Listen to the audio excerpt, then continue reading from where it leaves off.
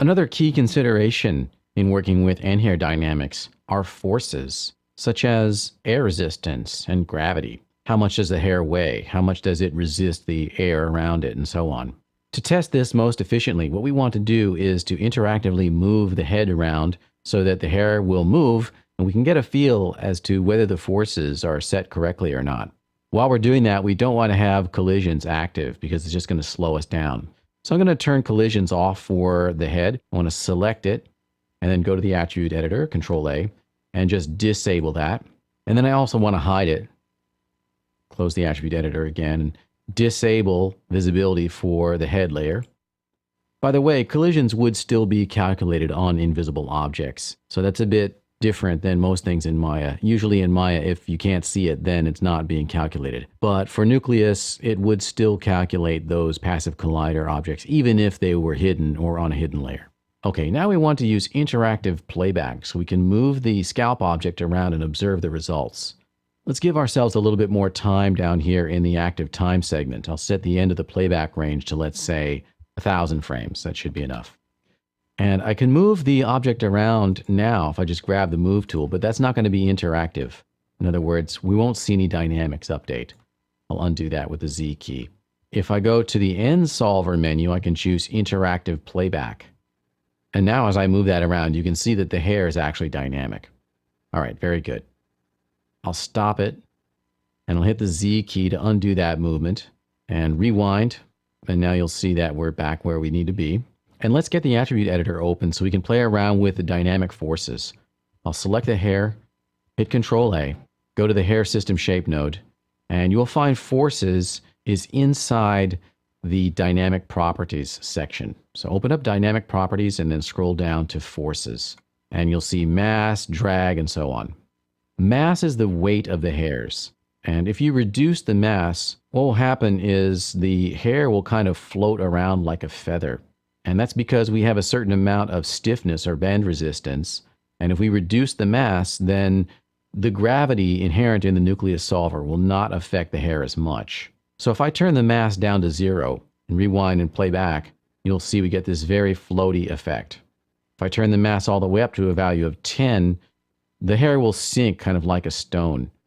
There's not that much of a difference between a mass of 10 and a value of 1 in this case. Turn it back down to a value of 1. Now drag, we won't see as clearly. If we turn it up to its maximum of 1 and press play, we don't really see the effect of drag that much. And the thing is that drag is air resistance, and with a high mass of 1 or 10 or whatever, the air resistance will be negligible. So if we reduce the mass, let's say to a value of 0.1, then we'll be able to see the effect of drag more clearly. So that's with a drag of 1 and a mass of 0.1. And we'll turn the drag off. And that's with a mass of 0.1 and a drag of 0. So you can see with a high drag of 1, it's going to have a lot more air resistance.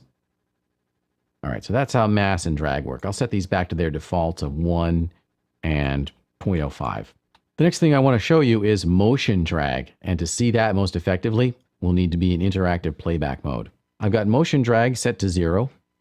And I want to actually copy this tab off of the attribute editor so that I can select the move tool and move things around and not lose my place here in the attribute editor. So I'll click copy tab and then open that dynamic properties forces section once again. And we want to play around with motion drag. So here it is with a value of 0. I'll go ahead and select the scalp object and go to end solver interactive playback and move that around. And as I move that back and forth, you can see that the hair is jittering around quite a lot. Motion drag has to do with how much air resistance is going to be applied when the hair system moves as a whole.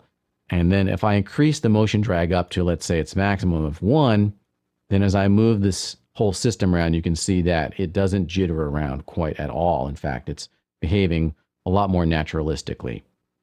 Of course, you'll want to find a value that works best in your particular scene, but I would always recommend having a motion drag of at least 0.1, and probably more.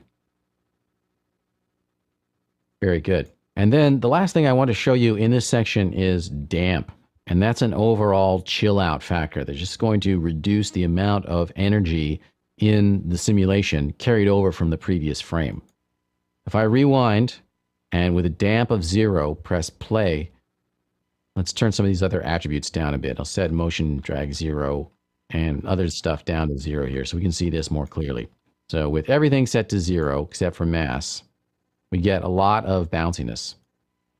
If we just give it a little bit of damp, like maybe 0.1 damping, then that's going to mitigate that bounciness quite a lot. We can see that even more clearly if we get in really close. So here it is with a damp of 1. And then let's see with a damp of 0.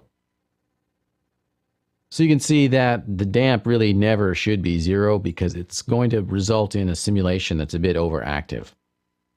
Maybe a value of 0.1 or more, 0.5. Again, you'll have to adjust your scene individually. Of course, you don't want the damp to be up too high because that will be an unrealistic result.